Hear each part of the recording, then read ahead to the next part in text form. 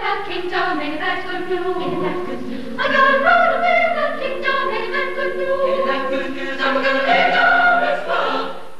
I'd never been to boarding school before, and I just had all these anxieties about it. And right off the bat, people were really nice. They were really open to anybody new coming in. It's a community.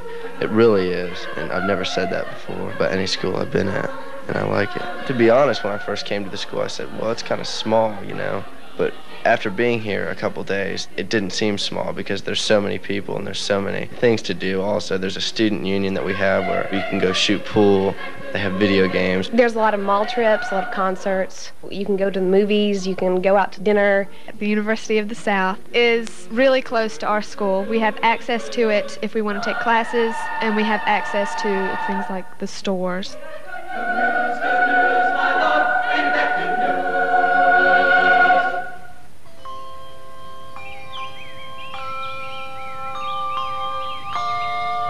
We've got a cliff that overlooks the valley. I think that gives us an opportunity to get away from the hectic life and get everything straight in our lives. I think a lot of what helps us get a connection with both St. Andrews, Sewanee, and ourselves is the campus itself.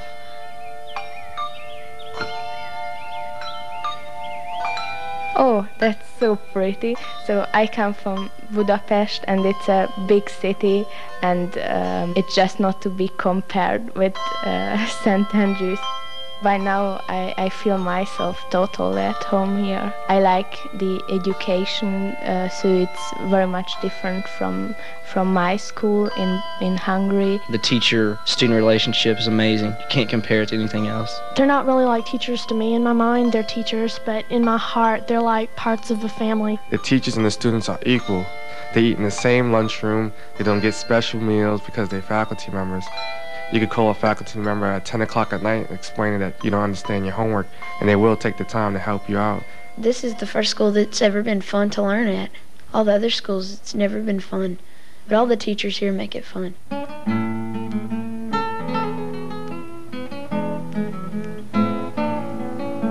We are a member of the Coalition of Essential Schools, and I think what's driven us to this is the vision of children in a classroom either asleep or assiduously writing down unimportant things that teachers are saying and never meant to have written down. So we have begun handing the work over to the student.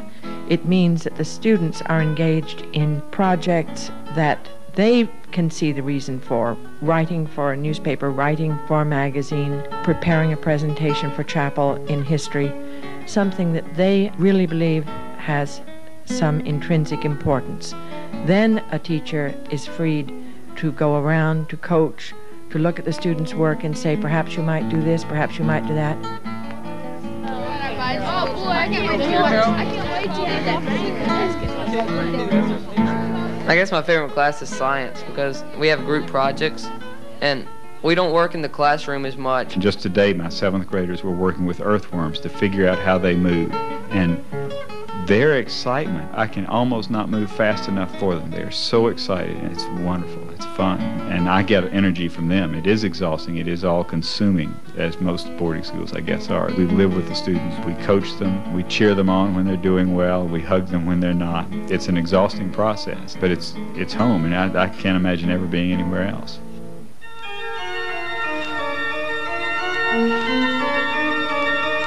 I came up with this idea when I was running one day, that there were certain patterns that were reflected in Bach's music that I could see reflected in Wallace Stevens' poetry. So I thought I might try that out with my students and see if they saw that.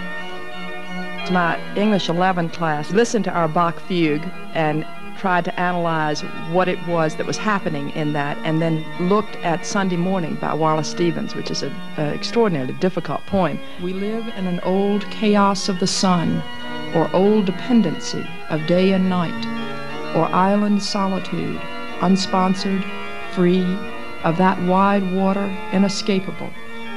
Deer walk upon... Well, the excitement to me was that they were able to understand Wallace Stevens. That was a wonderful thing. And then that they could listen to the Bach fugue and hear patterns in that went much beyond what I had heard. They did better than I was doing with it, and to me that's the excitement of teaching in this method. So I think our classes do reflect the goals of the Coalition of Essential Schools just in the way in which we go about teaching and the way in which we try to encourage students to explore learning in a different way, a non-competitive way, and a way that we think is more exciting. I'm definitely challenged here. The work seems to be on a gifted level in whatever class you are. It's not that they want it to be difficult, it's just that they want to push you and to prepare you for college. The colleges find our students well prepared. We've had a number of them coming back this fall, and they're telling us, well, it's easier than I thought it was going to be. They've been writing a paper a week at the senior level, and then they go into some freshman English class where they're covering the rudiments of writing papers, and they kind of say, I've been doing this since 7th grade. And so they feel really good and well prepared, and the colleges know that too.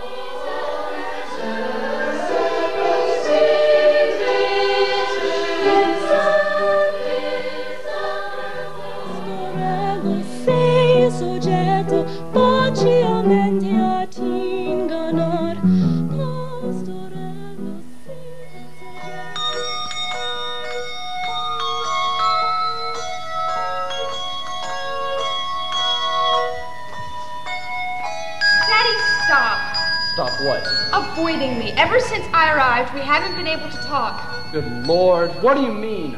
Seems to me everybody's been talking continuously and simultaneously from the moment you got off the plane. I want to love something so much and care about something so much that I turn my life into that. The teachers here care so much that it just shines through them. Somebody once told me that as long as your tastes are beyond your skills, you'll continue to improve. But as long as when you finish, this is nice and it's what I want to do, but now I realize what I really want to do is push this a little further, or I could do 12 more and build on that, and it could become a series or a book, and it keeps growing. It doesn't stop with that one pretty picture or that nice pot. It's so exciting to see yourself create something so beautiful out of a lump of clay, which can be destroyed so easily. For me, this class has become religious almost.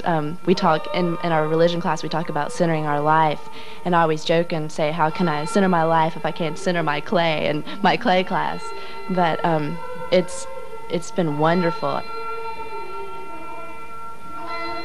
Perhaps the most important thing we do here is gather together as a community in the chapel. I think the feeling that we have here of living within a community comes from those times of gathering together, and we do that here several times a week without apologizing for it. Our basic thesis is that everybody is religious if you understand that religion is whatever is of value to a person, whatever provides meaning to that person, whatever answers that they find to kind of fundamental questions about life. And we want this to be a place, and we believe it is a place, where students can indeed struggle with those fundamental questions. To be spiritual, I think, is to dare to raise the question in the first place. Who am I? What am I doing here? What is the meaning of life? How might I find my life in connection with other life? And in that sense, I think they are very spiritual.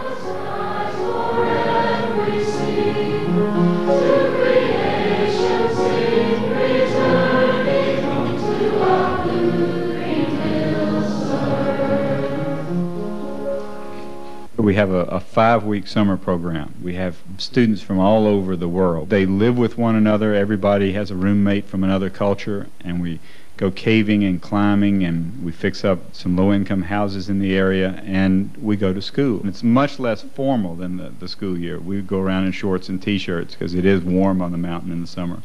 And we go to swimming holes almost every afternoon. So in a lot of ways, it's more relaxed. Go Griffin! Go Griffin!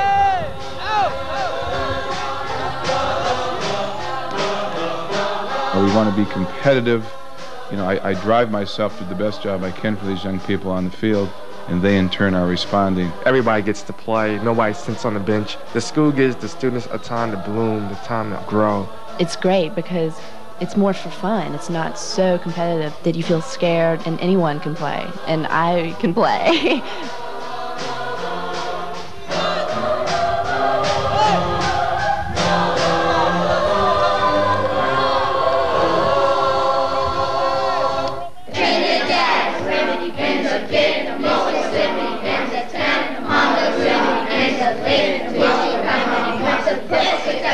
The middle schoolers are the wild ones. If you let go and live with the wildness, something wonderful happens. In most schools, you're looked down on if you're in the middle school, but here, the older kids don't look down on us. They just consider us part of the gang. The Big Sister, Big Brother program has just changed everything. They assign you a big brother that like takes you out to Hardee's some days and lets you just get away from the school for a while. My big brother shows me around campus and shows little places where only he would know about. There's a little bench right behind the chapel that I had no idea that was there. And it's got a good view that looks out across a nice little green patch. It's got to be my most favorite part of the country as far as the landscape and all. I like the trees and the streams and the mountain itself.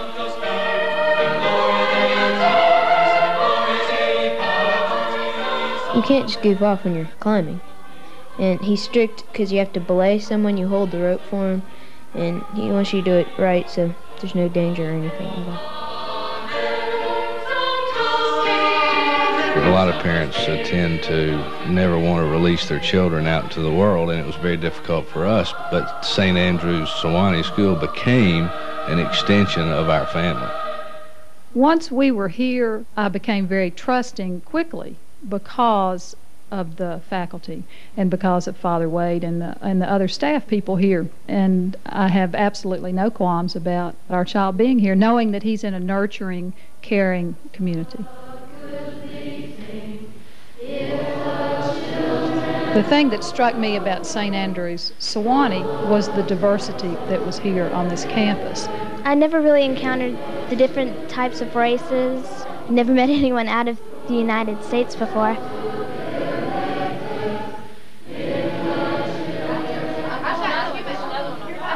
Well, you put 40 girls in a dorm with 2 phones, and I mean, you probably will have problems, but that's when we learn consideration. And there's a strong bond there. Actually, I'm on the 4th page, and he has even... It sort of fulfills a void that I had before coming here with academics and athletics and being prepared for college. I was always scared of that. I was just scared that it was going to be too late, you know, to really feel confident of moving on in life before I came here. And now I do feel confident, and I'm feeling more confident every day. I do have to leave St. Andrew's Sewanee, and I do have to go out into the real world. I will miss St. Andrew's Sewanee a lot, but then I realized that I can take what I've learned here and just apply it to somewhere else. I can learn how to love anywhere if I can love St. Andrew's Sewanee. Some say love, it is a river. Graduation is a very sad time for me, even though I know what is happening there is right, that it is now time for certain of our students to move on to what's coming next. I hope that when they go to the world beyond us, that they will simply have learned here to love each other, and after they leave here to pass some of that along to someone else.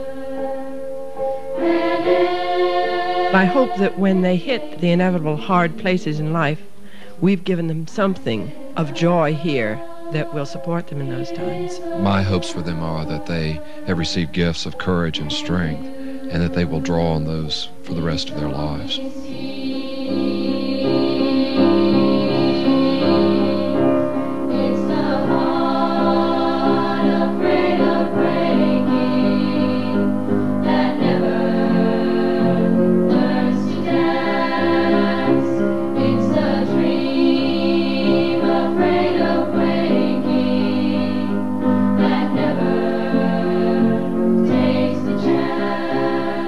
A teacher that used to be here always said that holy ground is where you are. And I think that you need to take that sense of holiness and look for it no matter where you are. Nice to see that with the